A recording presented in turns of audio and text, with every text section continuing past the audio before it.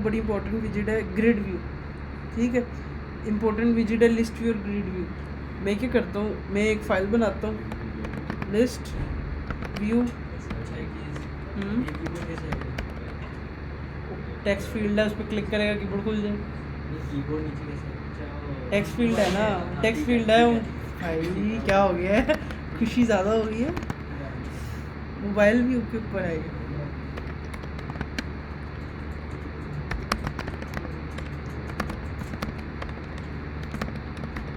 अच्छा, मैं क्या करता हूँ, एक स्क्रीन बनाता हूँ और उसका नाम लिखता हूँ लिस्ट व्यू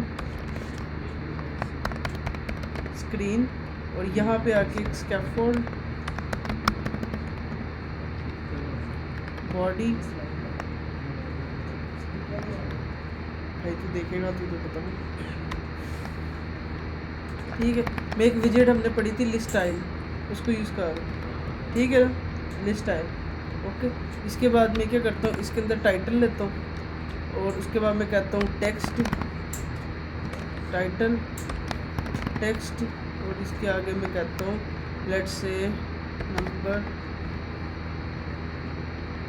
हेलो एग्जाम्पल के तौर। सेव करता हूँ, मेन में जाता हूँ, यहाँ पे जाता हूँ, यहाँ पे आके CV, और यहाँ पे आके मैं करता हूँ लिस्ट व्यू स्क्रीन। सेव करता हूँ, जाके देखता हूँ आउटपुट क्या होगी। मैंने क्या लिया, एक लिस्ट टाइल की विजिट यूज़ की है। लिस्ट टाइल की विजिट के बारे में हमने पढ़ा था। ये क्या होती है, एक विजिट होती है जिसके अंदर इसके बिल्टिंग प्रॉपर्टीज़ होती है, टाइटल होता है, सब टाइटल होता है, लीडिंग होता है, ट्रेलिंग होता है। ठीक है, मैं क्या करता हूँ, इस लिस्ट टाइल को रैप करता हूँ एक विजिट जिसका नाम था कार्ड विजिट, ताकि विजिट थोड़ी प्रोमिनेंट लगे। मैं इसको कार्ड विजिट में रैप करता हूँ, तो अब क्या होगा, ये जो विजिट है ये थोड़ी प्रोमिनेंट हो जाएगी, ये इस तरह से थोड़ी लुक आ गई। ठीक है, मैं बैकग्राउंड पे इसको कलर चेंज करता हूँ ताकि ना थोड़ी और हमें विजिबिलिटी बढ़े। Colours dot let's say red dot shade, और मैं इसका कोई शेड दे देता हूँ और लेट्स से 200 मान लेते। सेव करता हूँ। अब क्या होगा, पूरी के पूरे बैकग्राउंड पे मैंने एक हल्का सा शेड दे दिया इस तरह। ठीक है, अब चाहता क्या हूँ मैं ये एक टाइल बनाई है, इसको कहते हैं लिस्ट टाइल। मैं चाहता हूँ इसको 10 दफ़ा रिपीट करूँ। ठीक है, एक तरीका तो ये है, मैं इस पूरी कार्ड विजिट को कॉपी करूँगा। ठीक है, और अब इसको इसके नीचे कॉपी करना तो कॉलम में कन्वर्ट करूँगा, क्योंकि कॉलम के अंदर हमने रखना।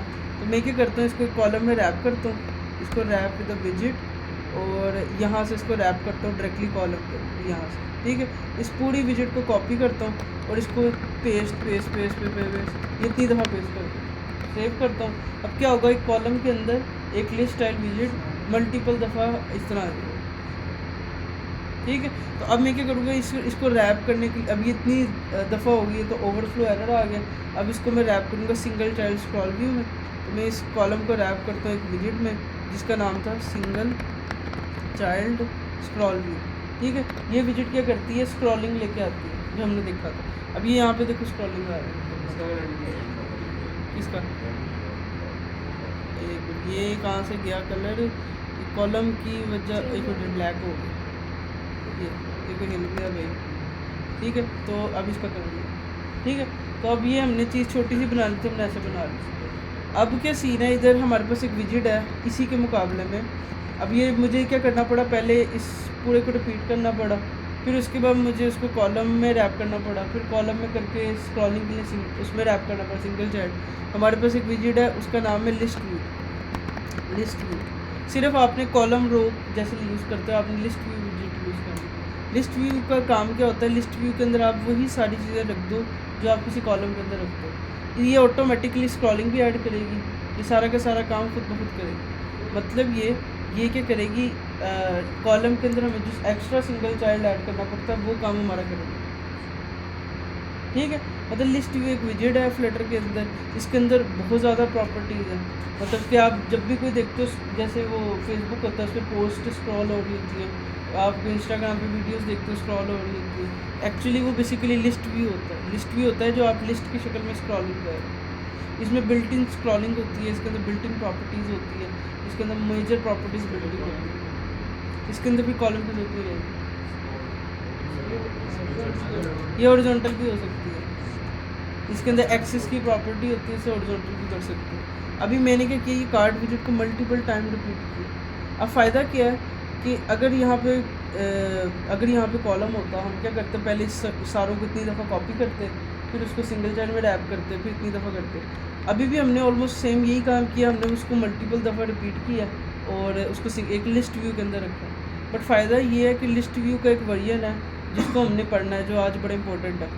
उससे ये होता है हमें बार बार ये चीज़ लिखनी नहीं पड़ती। मतलब अभी क्या हो रहा है कि मुझे जितनी दफ़ा मैं लिस्ट व्यू के अंदर कार्ड रखूँगा उतनी दफ़ा हमें कार्ड नज़र आएगा, ठीक है।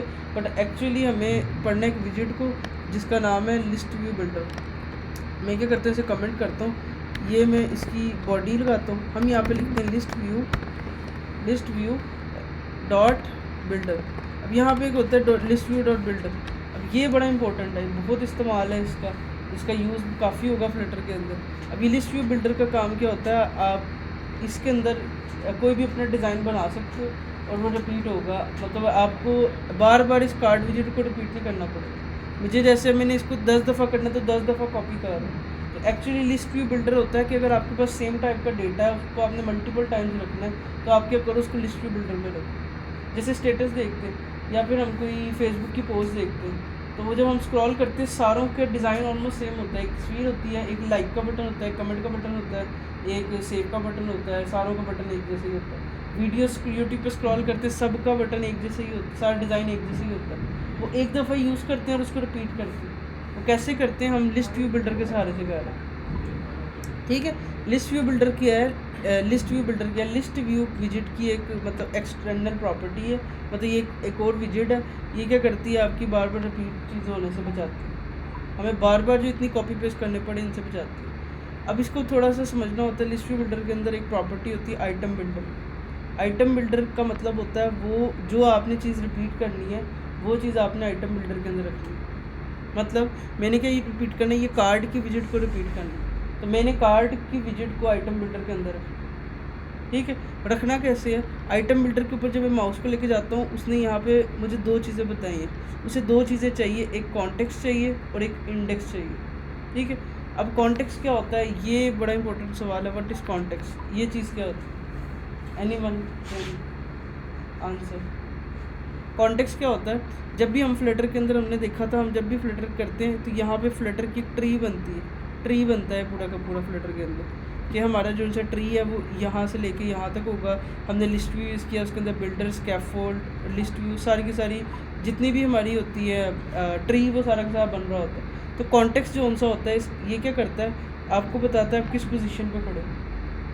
जैसे हम फ्लटर के अंदर इस पोजीशन पे खड़े हैं मान लो, तो ये जो कॉन्टेक्स्ट होता है ये सिर्फ और सिर्फ हमारी करंट पोजीशन को याद रखने का काम करता है।